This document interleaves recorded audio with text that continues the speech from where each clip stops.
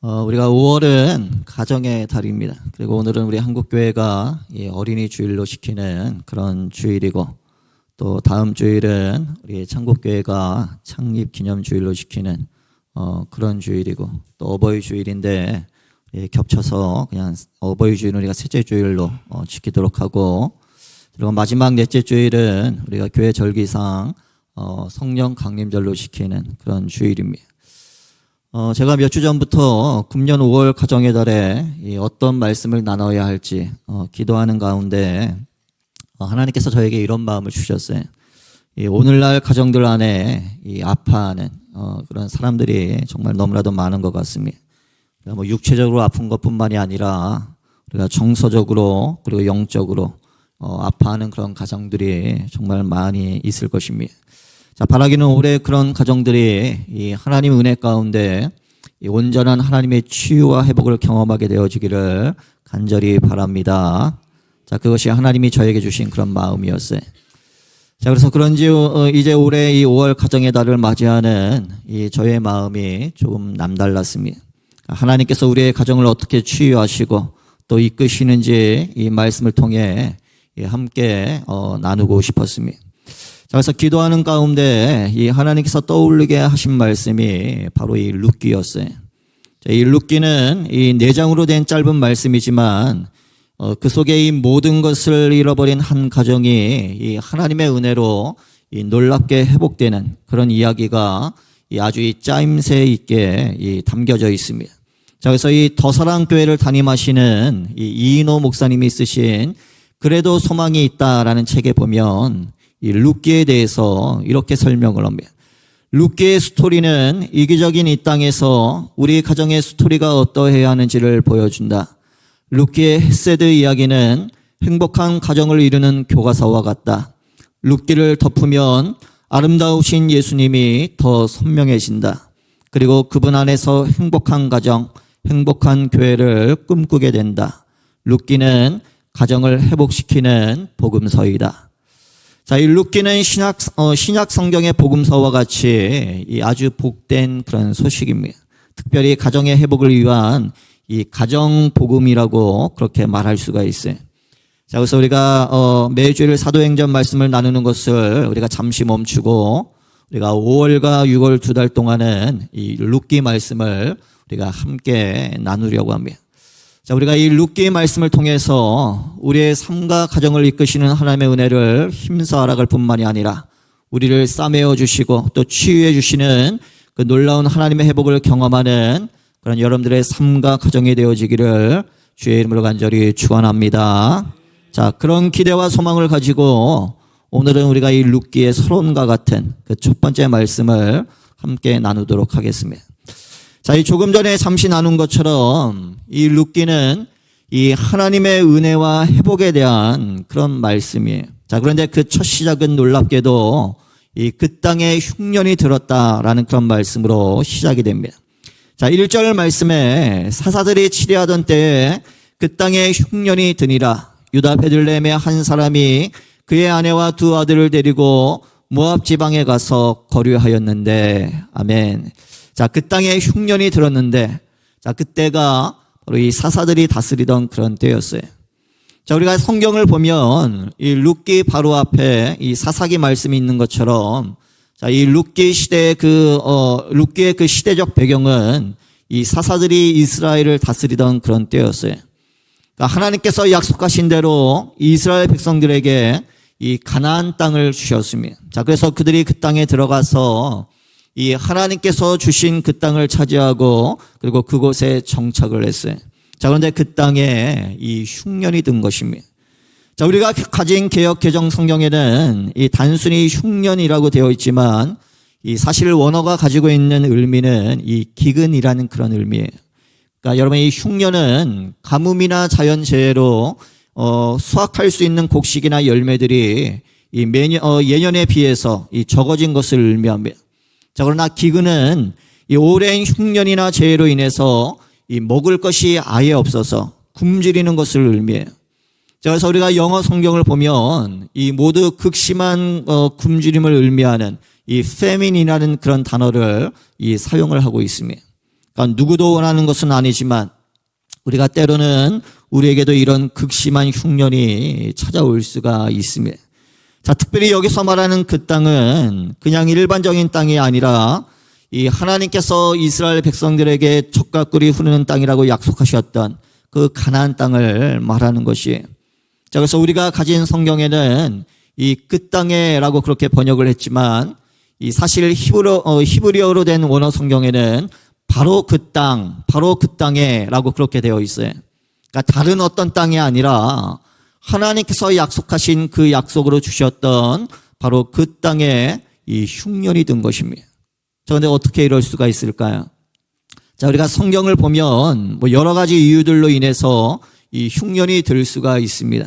비가 오지 않아서 그럴 수도 있고, 아니면 뭐 질병이나 또 메뚜기 떼들로 인해서 그럴 수도 있고, 또 가축들이 한꺼번에 죽거나 전쟁이 일어나서 또 그럴 수도 있습니다. 또는 하나님의 징계와 심판으로 흉년이 들 수도 있어요. 자, 근데 이 룻기에서는 이 사사들이 치리하던 때라는 그 말씀을 근거로 이 하나님의 징계나 심판으로 그 땅에 흉년이 들었다라고 이 생각하는 것이 일반적일 것입니다. 자, 우리가 잘 아는 것처럼 이 사사 시대의 이스라엘 백성들은 이 하나님의 말씀을 따르지 않고 각자 자신의 생각에 옳은 대로 이 행동을 했습니다. 자, 그래서 그 땅에 우상 숭배와 제약이 가득했어요. 자, 그렇기 때문에 자연적인 현상이나 재해가 아니라 바로 이 하나님에 의해서 시작된 이 흉년이다라고 하는 것입니다. 자, 이처럼 이 자연적인 현상이나 재해이든지 아니면 이 하나님의 징계나 뭐 심판이라든지, 자, 이 누구에게나 흉년과 같은 이 예기치 않은 큰 어려움이 찾아올 수가 있습니다. 자, 특별히 하나님께서 약속으로 주셨던 가나안 땅에도 이 흉년이 찾아온 것처럼, 자, 예수님을 믿는 믿음의 삶이나 또 믿음의 가정에도 이 어느 날 흉년과 같은 그런 큰 어려움이 이 찾아올 수 있다라고 하는 것이에요. 우리가 뭐 어느 날 갑자기 뭐 건강을 잃어버리거나 재정적인 어려움이 찾아올 때가 있습니다. 아니면 뭐 부부간에 어떤 관계로 인해서 힘들 때도 있고, 또 자녀들로 인해서 마음이 괴로울 때도 있어요. 자, 이렇게 이 건강의 흉년, 물질의 흉년, 또 관계의 흉년, 아니면 뭐 자녀의 흉년과 같은 그런 큰 어려움이 나의 삶이나 가정에 찾아왔을 때, 자, 그때 우리는 어떻게 해야 할까요? 자, 우리가 오늘 본문 1절의 말씀을 다시 보시면 이 유다 베들레헴의 한 사람이 그의 아내와 두 아들을 데리고 모압 지방에 가서 거류하였는데 라고 그렇게 말을 합니다. 자, 그리고 바로 이어서 2절의 말씀에 이 한 사람이 엘리멜렉이고 또 그의 아내가 룻기의 중심 인물들 중에 한 사람인 이 나오미라고 하는 것을 알 수가 있어요. 자, 그런데 여기서는 아직 이 이름을 언급하지를 않고 있습니다. 왜 그럴까요?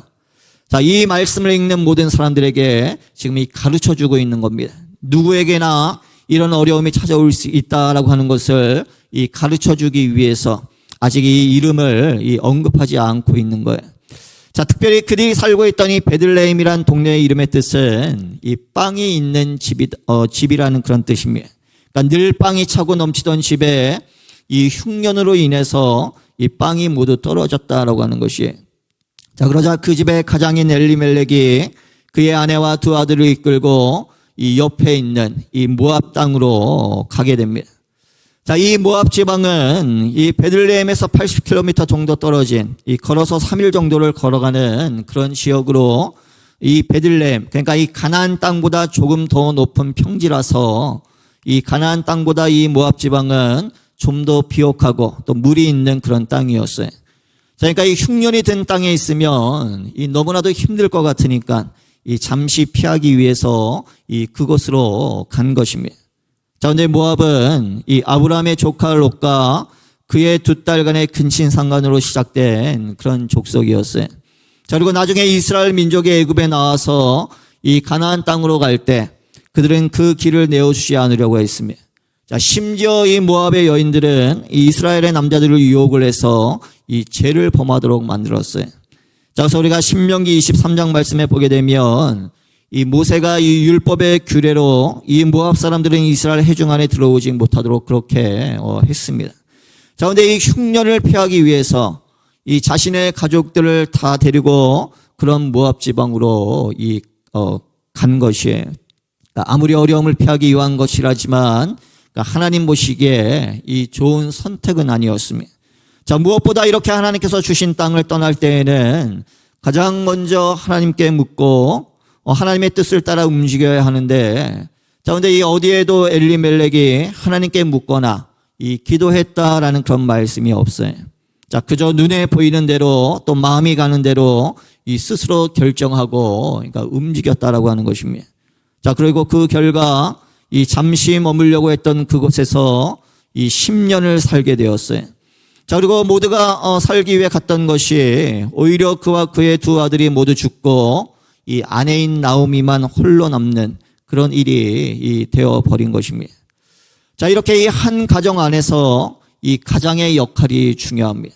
가장이 어떻게 결정하느냐에 따라서 이 한 가정의 운명이 바로 이 결정되어지기 때문인 것입니다.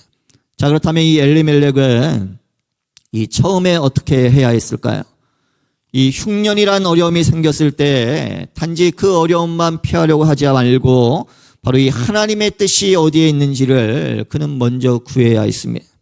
자, 여러분, 어떻게 하면 우리가 이 어려움이 찾아왔을 때 우리가 하나님의 뜻을 구할 수가 있을까요?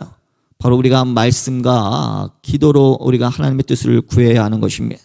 말씀을 읽고 묵상하고 우리가 기도하는 가운데 바로 하나님의 뜻을 우리가 구하는 것입니다.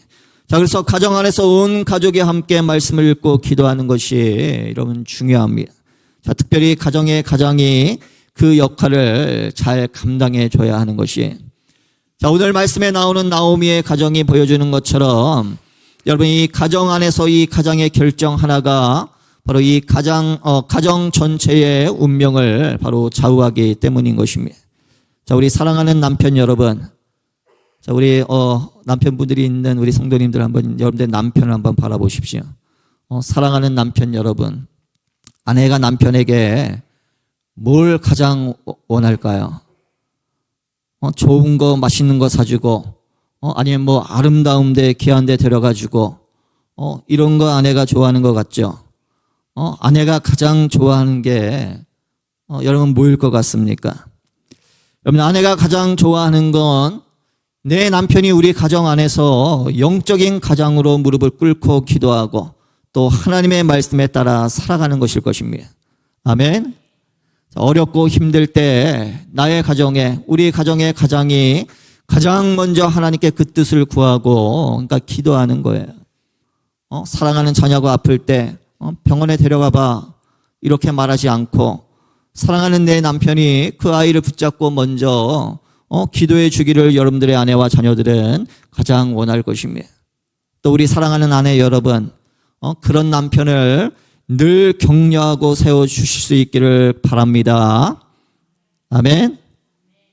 자, 여러분들의 남편이 여러분들의 가정 안에서 믿음의 가장으로 잘 서셔야 돼요. 자, 그러려면 바로 아내의 격려와 지지가 필요하다라고 하는 것입니다. 그러니까 아내의 기도가 너무나도 필요한 것이에요. 자, 여러분들의 남편을 귀히 여기시고 또 믿음의 가장으로 잘 세워가실 수 있기를 간절히 바랍니다. 아멘. 자, 그래서 생각지 않은 그런 흉년이 찾아왔을 때 함께 하나님의 뜻을 구하는 그런 여러분 모두가 되어지기를 주의 이름으로 간절히 축복합니다.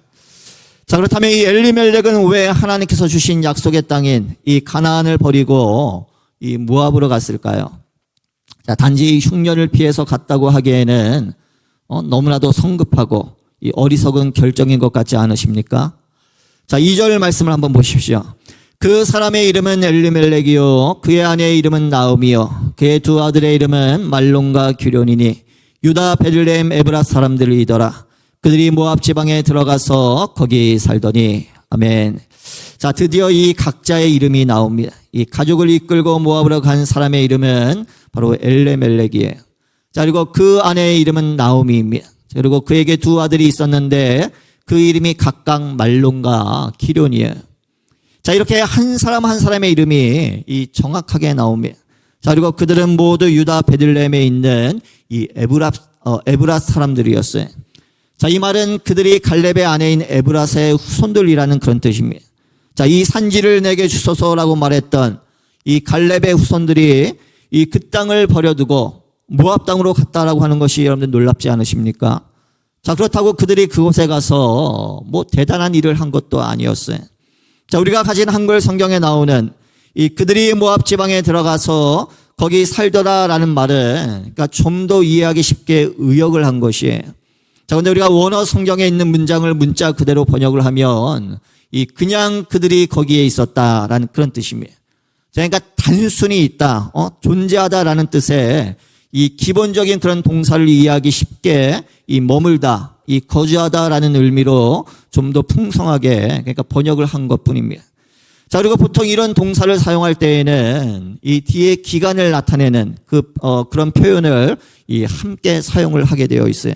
자, 그런데 여기에는 그런 표현도 없습니다. 그러니까 얼마나 그곳에 있을지, 무엇을 하며 있을지 아무런 계획도 없이 그러니까 그냥 그곳에 있었다라고 하는 것이. 자, 그렇게 아무 일도 하지 않고 그냥 있다가 그곳에서 죽었어요. 자, 그래서 우리가 3절 말씀에 보면 이 엘리멜렉이 먼저 죽습니다. 자, 이 당시 사람들은 15살 정도가 되면 이 결혼을 했어요. 그러니까 엘리멜렉이 그 나이쯤에 결혼을 했고 또 그가 죽었을 때 두 아들이 아직 결혼을 하지 않았다라고 하는 것은 이 두 아들이 아직 15살이 채 안 되었다라고 하는 것이. 자, 그렇다면 엘리멜렉은 아마도 그가 죽었을 때 이 30살 정도 되었을 것입니다. 자, 그리고 나서 두 아들이 각각 모압의 여인인 이 룻과 오르바를 만나서 이 결혼을 하게 됩니다. 자, 그런데 그 두 아들도 이 모두 모압에 온 지 10년이 되었을 때 죽고 말았어요. 그러니까 아마도 이 20살 정도밖에 되지 않았을 것입니다. 그러니까 살기 위해서 갔는데 오히려 그곳에서 이 너무 이른 나이에 이 모두 죽고 마른 것이. 자, 그런데 어떻게 이런 일이 일어날 수 있었을까요? 단지 가나안 땅을 버리고 모압 땅에 갔기 때문이라고 하기에는 뭐 이건 너무나도 가혹한 일이 아니겠습니까? 자, 사실 성경을 보면 이 흉년을 피해서 잠시 가나안 땅을 떠나는 것이 뭐 항상 나쁜 것은 아니었어요. 우리가 열왕기하 8장 2절 말씀에 보게 되면 이 엘리사 선지자가 흉년의 수냄 여인을 불러서 이 블레셋에 가서 있으라라고 그렇게 말을 합니다. 또 창세기 26장 1절에서 이삭도 이 가나안 땅에 흉년이 들었을 때 이 블레셋 지역인 그랄로 가서 이 그곳에 있었어요. 자, 그곳에 가서 오히려 100배나 많은 수확을 거둬서 이 큰 부자가 됩니다. 자, 우리가 잘 아는 다윗도 이 사울 왕을 피해서 이 모압 왕에게 부모를 부탁하고 또 그곳에서 잠시 몸을 숨긴 적이 있었습니다. 자, 이처럼 단지 이 모압 땅으로 간 것이 문제가 아니다라고 하는 것이. 자, 그렇다면 무엇이 문제였을까요? 자, 우리가 함께 읽었던 2절 말씀을 보면 이 모두의 이름을 하나씩 이 정확하게 말하고 있는데 바로 그 이름에 이 힌트가 있습니다. 자, 먼저 여러분 이 엘리멜렉이라는 이름의 뜻은 이 나의 하나님은 왕이시다라는 그런 뜻입니다. 그러니까 나의 하나님은 왕이시다. 자, 여러분 이 당시 사람들이 이 각자의 소견에 옳은 대로 살아가던 그런 사사시대였던 걸 우리가 생각을 해보면 자, 그런 시대에 나의 하나님은 왕이시다라는 뜻을 가진 이름을 가지고 살아간다라고 하는 것은 자, 이건 대단한 일이었을 것입니다. 자, 아마도 그의 부모님의 신앙이 그에게 그런 이름을 갖도록 했을 거예요. 자, 그리고 그의 아내 나오미의 이름에는 이 나의 기쁨이라는 그런 뜻이 담겨져 있습니다. 그러니까 사랑스러움, 뭐 아름다움, 친절함이라는 그런 뜻을 가진 단어에서 나온 아주 아름다운 그런 이름입니다. 자, 근데 그 두 아들의 이름은 이 엘레멜렉이나 또 나오미의 이름과는 완전히 달랐어요. 자, 이 말론이라고 하는 이름은 이 병들다, 유약하다, 또 고통을 느끼다라는 뜻의 단어에서 나온 그런 이름으로 그러니까 병약한 자, 병든 자라는 그런 뜻을 가지고 있어요. 자, 그리고 이 기련이라는 이름은 이 끝나다, 지나가다, 사라지다라는 뜻의 단어에서 나온 그런 이름으로 이 파멸과 죽음이라는 그런 뜻입니다. 자, 그래서 두 아들의 이름을 합치면 이 질병과 죽음이라는 그런 끔찍한 이름이 되는 거예요. 그러니까 뭐 사실 정상적인 부모라면 뭐 자녀들에게 이런 끔찍한 이름을 붙여줄 사람이 아마 없을 겁니다. 자, 그런데도 이런 이름을 두 아들에게 이 붙여주었다라고 하는 것은 왜 그럴까요? 제가 뭐 아무리 생각을 해봐도 이 딱 한 가지 이유밖에 생각이 나지 않더라고요. 이 아이들의 이름을 붙여주고 아이들을 키울 때 이 부모에게 뭔가 큰 문제가 있었던 겁니다. 그러니까 겉으로 보기에는 하나님은 나의 왕이십니다라고 고백하며 아주 이 신실한 그런 믿음의 삶을 살아가는 것처럼 보였지만, 이 남들이 보지 못하는 그 가정만에, 그 부모만에, 그 사람만에 바로 깊은 상처와 아픔이 있었다라고 하는 것이죠. 영적으로 성숙하지 못하고 겉으로만 마치 하나님이 나의 왕이신 것처럼 고백하고, 실제로는 그 삶 가운데 그런 믿음이 없었던 이 성숙하지 못한 그런 모습, 자, 그 부모의 영적인 상태가 그러니까 좋지 않았다라고 하는 거예요. 이 흉년이 들었다라고 해서 바로 가나안 땅을 버리고 모압 땅으로 간 이 엘리멜렉의 모습만 봐도 그의 성품이나 신앙이 이 성숙하지 않았다라고 하는 것을 알 수가 있습니다. 이 엘리멜렉의 이름의 뜻은 나의 하나님은 왕이시다인데, 그런데 그의 삶은 그러니까 전혀 그렇지가 않았다라고 하는 것입니다. 이 평상시에는 사람들이 보기에 하나님이 왕이신 것처럼 살았을 거예요. 마치 뭐 우리가 교회에 와서 신실한 것처럼, 우리가 사람들이 있는 자리에서 믿음 있는 것처럼 보이는 것처럼, 엘리멜렉도 자기가 가진 그 이름대로 살아보려고 사람들이 보는 앞에서 그렇게 이 믿음이 있는 것처럼, 신실한 것처럼, 아마 훌륭한 것처럼 아마 그렇게 살았을 겁니다. 자, 근데 이 흉년과 같은 큰 어려움이 닥쳐오니까 그 속에 어떤 신앙이 있었는지가 그대로 드러나게 되는 거예요. 무엇보다 그의 아들들의 이름을 통해서 그 이름을 지어준 아버지인 엘리멜렉의 영적인 상태가 이 어떠했는지를 우리가 알 수가 있는 것입니다. 자, 그러므로 이 엘리멜렉에게 있어서 진짜 문제는 이 눈에 보이는 그런 흉년이 아니라 바로 그의 안에 있는 바로 이 영적인 흉년이었어요. 자, 근데 여러분, 우리의 삶과 가정도 마찬가지입니다. 겉으로 아무런 문제가 없는 것처럼 보이는 게 중요한 게 아니에요. 겉으로는 믿음의 가정이고, 뭐 신실한 장로, 권사, 집사의 가정이고, 매주 교회 나가 예배를 드리고 하나님을 이야기하는데 그것이 중요한 게 아니다라고 하는 것입니다. 겉으로 부족함이 없이 살아가는 게, 풍성한 삶을 사는 게 중요한 것이 아니다라고 하는 것이, 그런 삶을 살고 있으면서도 여전히 그 마음은 영적인 흉년을 살아갈 수가 있다라고 하는 것입니다. 만약 엘리멜렉이 정말 그의 이름대로 하나님 앞에 무릎을 꿇을 줄 아는 그런 사람이었다면 그의 삶과 가정이 어떻게 되었을까요? 자, 흉년이 들었을 때 함부로 가나안 땅을 떠나서 아마 모압 땅으로 가지 않았을 것입니다. 자, 대신에 하나님 앞에 무릎을 꿇고 먼저 하나님의 뜻을 구했을 것입니다. 설사 모압 땅에 갔더라도 그곳에 계속 머물지 않고 곧 가나안 땅으로 돌아왔을 거예요. 자, 이처럼 모압 땅에 갔느냐 가지 않았느냐가 중요한 것이 아니다라고 하는 것입니다. 중요한 것은 바로 우리의 영적 상태인 것이에요. 말로만 하나님이 나의 왕이신가? 아니면 정말로 하나님이 나의 삶의, 나의 가정의 왕이신가? 이것이 가장 중요하다라고 하는 것입니다. 하나님이 나의 왕이신 것이 분명하다면 사실 뭐 우리가 어디를 가든 문제가 되지 않을 것입니다. 자, 그러나 내가 나의 왕이라면 어디를 가도 문제가 될 수밖에 없는 것이, 우리의 가정도 마찬가지입니다. 내가 왕이 되어서 내 생각대로 하려고 하니까 아무리 해도 이 문제가 해결이 되지 않는 겁니다. 말로만 하나님은 나의 왕이십니다라고 하지 않고 실제로 여러분들의 삶과 가정 가운데 하나님이 우리의 가정의 왕되심을 선포하시고 또 그 왕되심을 인정하고 그렇게 한번 여러분 살아가 보십시오. 자, 그러면 하나님께서 십정 여러분들의 가정을 돌봐주시고 또 이끌어 주실 줄로 믿습니다.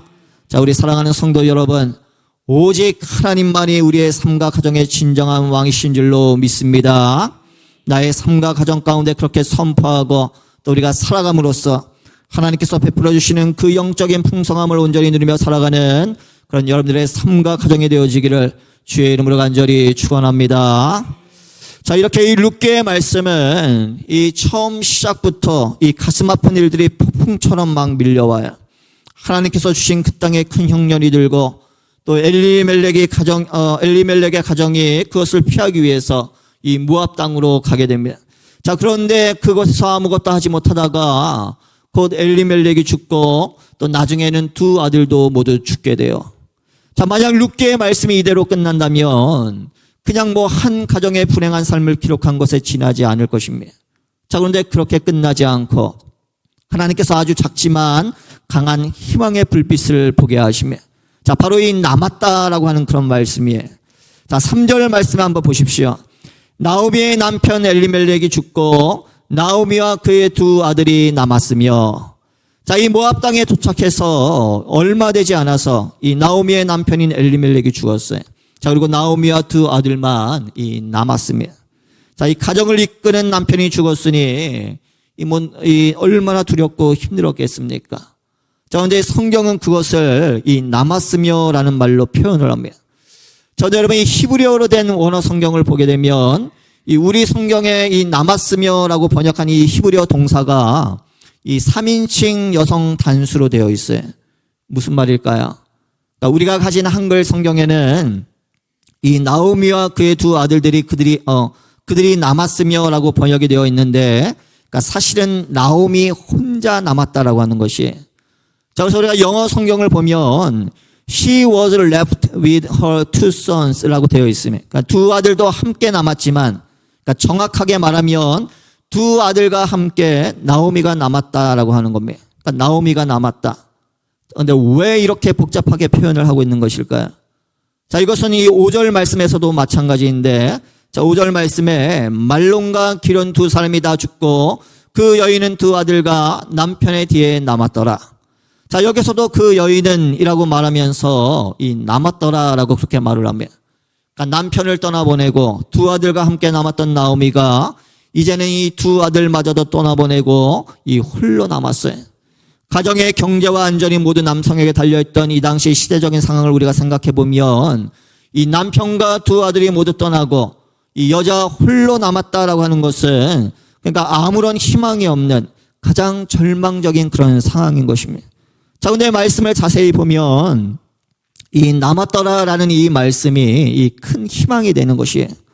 자, 우리가 가진 한글 성경에는 그냥 남았다라고 그렇게 번역이 되어 있지만 이 히브리어 원래 성경에 보면 이 말씀이 수동태로 되어 있어요. 자, 그래서 이 정확하게 번역을 하면 남았다가 아니라 남겨졌다 또는 남게 되었다라는 그런 뜻입니다. 자, 그렇다면 여러분 누구에 의해서 남겨진 것일까요? 하나님에 의해서 남겨진 것이에요. 자, 성경에서 이런 특별한 표현을 우리가 이 신적 수동태, 그러니까 디바인 패시브라고 그렇게 말을 하는데, 그러니까 하나님께서 하신 일이 분명했지만 분명한데, 자, 그것을 드러내지 않기 위해서 그러니까 일부러 이 수동태로 표현을 한 것이에요. 우리가 알거니와 하나님을 사랑하는 자 곧 뜻대로 부르심을 입은 자들에겐 모든 것이 협력하여 선을 이룬다라고 말씀하고 있는 것처럼 이 보이지 않는 곳에서 우리의 삶을 이끄시는 하나님의 그 놀라운 섭리와 또 인도하심을 표현하고 강조하기 위해서 자, 성경이 일부러 이 신적 수동태라고 하는 것을 사용을 해서 그러니까 하나님을 살짝 가려놓은 것이에요. 자, 그래서 사람들로 하여금 누가 이 상황을 이끄시는지, 누가 이 상황의 주인이신지 그러니까 깨닫도록 생각하도록 하는 것입니다. 그런데 이 나오미의 삶이 그랬다라고 하는 것이 겉으로 보기에는 이 남편 엘리멜렉에게 의해서 할 수 없이 이 모압 땅에 간 것 같고 또 엘리멜렉이 죽으면서 두 아들과 함께 그곳에 남아야 했던 것 같아 보입니다. 자, 그리고 나중에는 두 아들도 죽으면서 이제 홀로 남을 수밖에 없었던 것 같습니다. 그러니까 어쩔 수가 없었어요. 자, 근데 이 모든 일들이 사실은 이 하나님의 섭리와 인도하신 가운데 일어났다라고 하는 것입니다. 자, 그래서 나오미는 어쩔 수 없이 남았던 것이 아니라 바로 하나님에 의해서 남겨진 것이에요. 남편도 죽고 또 두 아들도 죽었지만 이 하나님께서 나오미로 하여금 끝까지 그곳에 남게 하셨다라고 하는 것입니다. 나오미의 입장에선 홀로 남은 것이 큰 슬픔이고 비록 아픔이었지만 자, 하나님께서는 나오미를 통해서 반드시 그의 삶 가운데 또 가정 가운데 이루고자 하시는 일이 있으셨다라고 하는 것이에요. 자, 그 일을 이루기 위해서 그 힘든 가운데도 하나님은 나오미만은 그대로 남겨놓으셨다라고 하는 것입니다. 그러니까 남겨진 것이에요. 내가 어쩔 수 없이 남은 것이 아니라 바로 하나님이 남겨놓으신 것입니다. 자, 우리가 앞으로 함께 나누게 되겠지만 우리가 이어지는 그 말씀에 보게 되면 이 남편과 두 아들이 모두 죽고 이 홀로 남겨진 나오미는 이 며느리 룻과 함께 고향 베들레헴으로 다시 돌아가게 됩니다. 자, 그리고 그곳에서 이 룻이 보아스를 만나서 결혼을 하고 또 아들을 낳아서 이 나오미의 품에 안기게 합니다. 자, 그리고 그 아들의 이름이 바로 오벳이에요. 자, 그리고 룻기의 마지막 말씀인 4장 21절과 22절 말씀에 보면 이 오벳에 대해서 이렇게 말을 합니다. 살몬은 보아스를 낳았고 보아스는 오벳을 낳았고 오벳은 이새를 낳고 이새는 다윗을 낳았더라. 자, 이 오벳을 통해 이새가 태어났고 또 이새를 통해 이 다윗이 태어났습니다. 자, 그리고 그 다윗의 계보를 따라서 바로 예수님이 이 땅에 오셨어요. 그러니까 하나님께서 홀로 남겨진 나오미를 통해서 바로 이 온 인류를 구원할 메시아가 태어나는 그런 믿음의 명문가를 이루도록 하셨다라고 하는 것입니다. 자, 우리 사랑하는 성도 여러분, 혹시 나오미처럼 홀로 남겨진 것, 또 홀로 남아있는 것 같으십니까? 남편이 죽고 또 두 아들도 죽은 것처럼 그냥 아무도 없이 지금 나 혼자 이 힘든 상황 가운데 이러지도 못하고 저러지도 못하고 어쩔 수 없이 내가 살아보니까 이렇게 남아있게 된 거 여러분 같으십니까? 자, 그런데 그것이 여러분들 어쩔 수 없는 것이 아니라 그래서 남은 것이 아니라 바로 하나님께서 여러분들을 남겨놓으신 것이 여러분들의 삶 가운데, 가정 가운데 정말 여러분들을 통해서 하나님이 정말 하시고 싶은 그 일이 있기 때문에 바로 여러분들을 그 힘든 가운데서도 그것에 남겨놓으셨다라고 하는 것입니다. 내가 어쩔 수 없이 지금 이곳에 남아있는 것이 아니라 하나님께서 나를 이곳에 이 삶의 자리에 가정 가운데 나를 남겨놓으셨음을 여러분들 믿으실 수 있기를 바랍니다. 하나님께서 반드시 여러분들을 통해 여러분들의 삶과 가정 가운데 놀라운 일을 행하실 줄로 믿습니다. 자, 나의 삶과 가정이 하나님의 뜻과 계획 가운데 있음을 믿고 또 하나님의 뜻에 온전히 순종함으로 나를 통해 이루시고자 하는 그 하나님의 일을 이루는 그런 여러분 모두가 되어질 수 있도록 되어지기를 주의 이름으로 간절히 축원합니다.